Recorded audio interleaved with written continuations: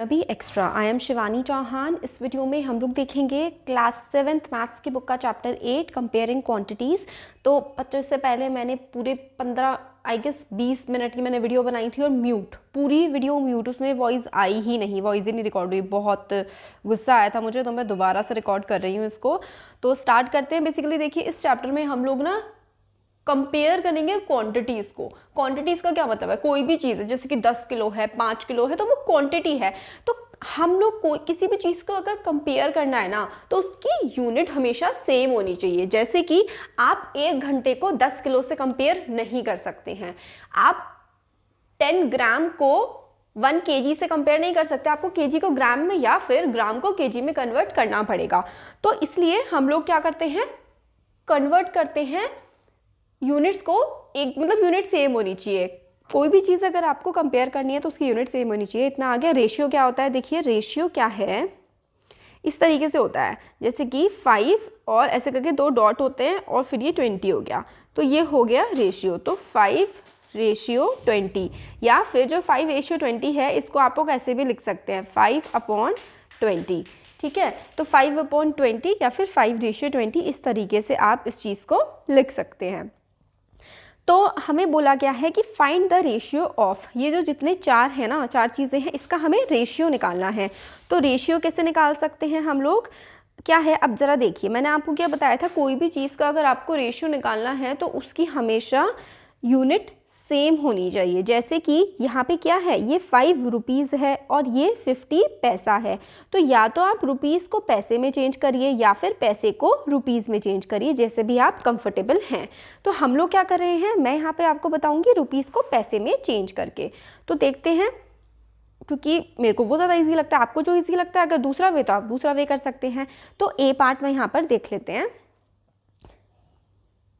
हाँ, तो इसमें हम लोगों को क्वेश्चन में ये बोला गया है कि हम लोगों को क्या करना है, हम लोगों को कन्वर्ट करना है, एक सेकेंड, 5 रुपीज़ को, मतलब रेशियो बताना है हमें। ए पार्ट है ₹5 टू 50 पैसा, ये हम लोगों को रेशियो बताना है। तो इसको हम लोग कैसे करेंगे, इसमें हम लोग ₹5 को पहले तो पैसे में कन्वर्ट करेंगे। तो हमें पता है कि 1 रुपी, रुपी 1 इज इक्वल्स टू क्या होता है, 100 पैसे। 1 रुपये में 100 पैसे होते हैं।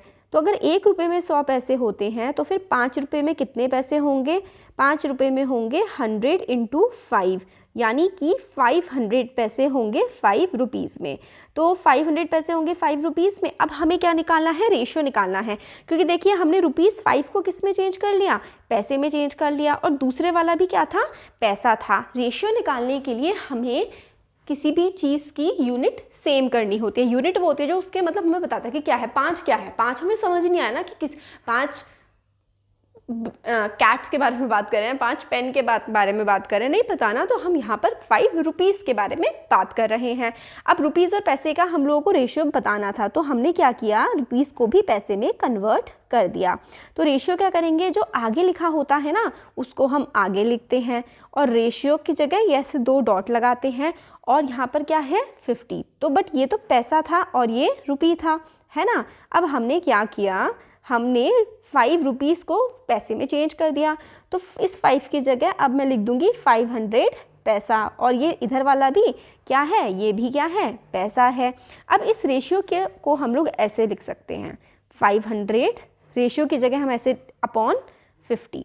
ठीक है, ये भी पैसा है और ये भी पैसा है, पैसे से पैसा कट जाएगा। इसलिए आप हमेशा याद रखिए कि रेशियो इज यूनिट लेस। आपसे 1 नंबर का क्वेश्चन पूछा जा सकता है कि what is the unit of ratio, तो आप बोलेंगे ratio has no unit, it is unitless. तो आप लोगों ने यहाँ पर ये देख लिया, आप 0 से 0 काट दीजिए, तो यहाँ पर हो जाएगा 5 1 ज़ा 5 और 0 और 5 1 ज़ा 5, तो क्या बचा, 10/1 बचा, यानी कि 10:1। तो आपका जो ए पार्ट था ना उसका आंसर क्या आ जाएगा, ए पार्ट का आंसर आ जाएगा 10:1। आपका आंसर आ गया ए पार्ट का। हम लोगों को कन्वर्ट करना पड़ता है क्योंकि हम लोगों को यूनिट सेम बनानी है। ये रुपए में था, ये पैसे में था, तो मैंने रुपए को क्या किया, पैसे में कन्वर्ट कर दिया, वो पैसे में कन्वर्ट हो गया। तो यहाँ पे हम लोगों ने 5 रुपये की जगह 500 पैसा रख दिया, इसको ऐसे ही रख दिया। फिर हमें रेशियो में कन्वर्ट करना था तो ऐसे करके ये डॉट्स लगा दिए।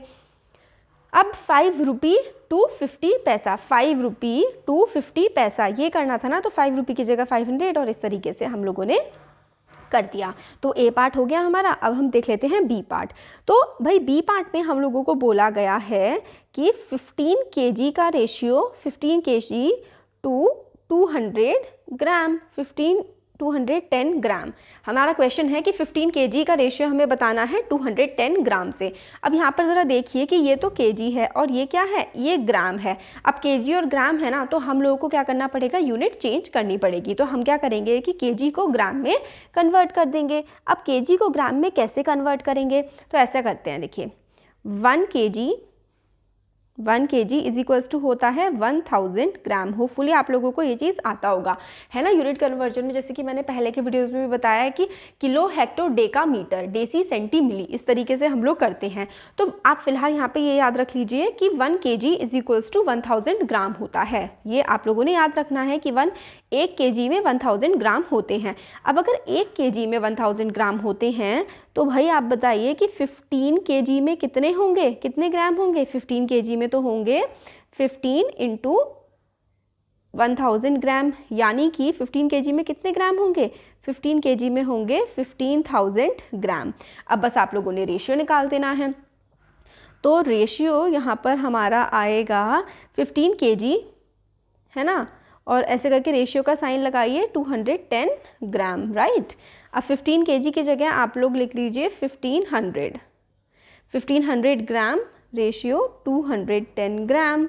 अब इसको आप लोग कैसे लिख सकते हैं, इसको आप लोग इस तरीके से लिख सकते हैं 1500 अपॉन 210 ग्राम, ग्राम ग्राम से ग्राम कट जाएगा, 0 से 0 कट जाएगा। अब 3 से कट जाएगा, देखिए 3 की टेबल में आते हैं। 3 5 ज़ा 15 और 2 0 और 3 7 ज़ा 21। तो यहाँ पे क्या बचा, यहाँ पे बचा 500 अपॉन 7, यानी कि बचा 500 रेशियो 7। ये हमारा आंसर आ गया ना आप लोगों को समझ। हम लोगों ने पहले kg को ग्राम में चेंज किया, तो हम लोगों को पता लगा कि क्या होता है, 1 kg इज इक्वल्स टू 1000 ग्राम होता है।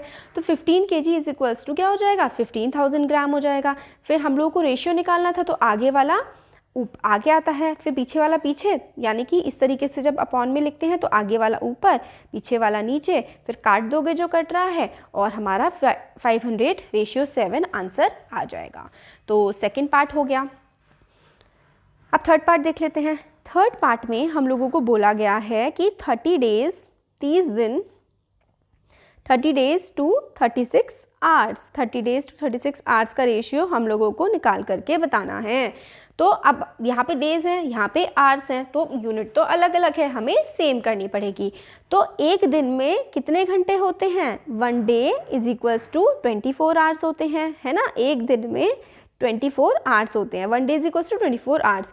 तो 30 डेज में कितने आवर्स होंगे, 30 डेज इज इक्वल्स टू कितने होंगे, एक दिन में 24, तो 30 डेज में 30 इंटू 24 ही तो होंगे, है ना। तो 30 इंटू 24 आप लोग कर देंगे तो क्या हो जाएगा, 270 आवर्स हो जाएंगे। अब देखिए, ऐसा देखिए ना, आपने एक दिन में एक चॉकलेट खाई, तो आपने और आप रोज़ एक ही चॉकलेट खा रहे हैं, तो 30 डेज में आप कितनी चॉकलेट खा लेंगे, 30 खा लेंगे। और अगर आप एक दिन में 2 चॉकलेट्स खा रहे हैं और एक महीने तक डेली 2 चॉकलेट्स खा रहे हैं, तो आप 30 डेज में कितनी चॉकलेट खा लेंगे, 30 इंटू 2 ना, क्योंकि आप डेली 2 चॉकलेट खा रहे हैं 30 दिन तक। तो 30 दिन में टोटल चॉकलेट कितनी हो जाएंगी, 30 इंटू 2 यानी कि 60 चॉकलेट। इसी तरीके से अगर एक दिन में 24 आवर्स होते हैं तो 30 डेज में कितने आवर्स होंगे, 30 डेज में 30 इंटू 24। क्यों, क्योंकि एक दिन में 24, तो 30 डेज के लिए आप लोग सिंपली मल्टीप्लाई कर देंगे 30 को 24 से, यानी कि 720 आवर्स होते हैं 30 डेज में। अब रेशियो निकालना है, तो रेशियो निकालने के लिए हम लोग क्या करेंगे, 30 डेज, है ना, ratio 36 hours, 30 days ratio 36 hours आप लोग कर दोगे, तो 30 डेज की जगह आप लोगों ने क्या कर दिया है, 270 आवर्स कर दिए हैं, है ना, क्योंकि हमें यूनिट सेम करनी होती है ताकि हम काट सकें, क्योंकि रेशियो यूनिट लेस होता है। तो आर से आर से यहाँ पे कट जाएगा, ऐसे काट दो या फिर नीचे रख के काट सकते हो। तो 720 अपॉन 36, तो कैसे, 36 टूजा क्या होता है, 36 टूजा होता है 72, तो यहाँ पर आ जाएगा ऊपर 2, 0 और ये अपॉन 1। तो 20/1 को आप लोग क्या लिख सकते हो, 20/1 भी आप लिख सकते हो। तो यहाँ पे हमारा रेशियो क्या आ जाएगा, रेशियो का आंसर हमारा आ जाएगा 20/1। 20/1 हमारा यहाँ पे आंसर आ जाएगा। तो सी पार्ट का आंसर आ गया हमारा 20/1। होपफुली अभी तक आप लोगों को समझ में आ गया होगा कि हमें पहले दोनों की यूनिट सेम करनी होती है। जब यूनिट सेम होती है तभी हम लोग कुछ कर सकते हैं। ओ सॉरी, ये सी पार्ट नहीं था, ये डी पार्ट था, डी था, तो हमने डी पहले कर लिया सी से।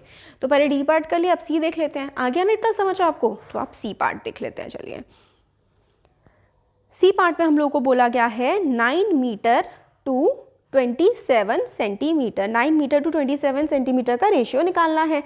सिंपली पहले हम मीटर को सेंटीमीटर में चेंज करेंगे। तो हमें ये पता होना चाहिए कि 1 मीटर इज इक्वल्स टू होते हैं 100 सेंटीमीटर, यानी कि 1 मीटर में 100 सेंटीमीटर होते हैं। तो 9 मीटर में कितने होंगे, 9 metre is equals to 9 into 100, यानी कि 900 सेंटीमीटर होंगे 9 मीटर में, है ना। अब हम रेशियो निकाल लेते हैं सिंपली, जैसे हम पहले कर रहे थे। अब हम रेशियो निकाल लेते हैं। तो 900 रेशियो, इसकी जगह 9 मीटर की जगह 900 रेशियो 27 अपॉन में करके लिख लेते हैं 900 अपॉन 27। तो 9 1 जा 9 और 9 3 जा 27। तो ये रेशियो यहाँ पे क्या आ गया, 100/3 आंसर यहाँ पे हमारा आ गया। तो हमने फर्स्ट क्वेश्चन यहाँ पे पूरा देख लिया है। अब आगे के क्वेश्चन हम लोग नेक्स्ट वीडियो में देखेंगे। तो फिर थैंक यू।